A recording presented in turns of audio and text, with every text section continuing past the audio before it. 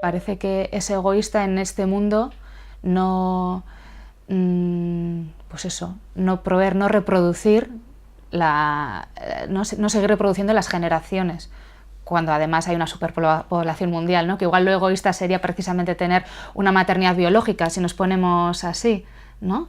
Y igual lo generoso sería, bueno, pues tener una maternidad, pero adoptiva. Si nos ponemos un poco tan extremistas, podríamos responder en ese sentido. Sí, sí hay muchos juicios a las mujeres por decidir no ser madres, ¿no? Y hay muchas que o deciden no serlo, o por otro tipo de cuestiones no pueden serlo, o lo son pero habiendo adoptado. Que parece que se nos olvida a veces, ¿no? Otras opciones más allá de la maternidad biológica.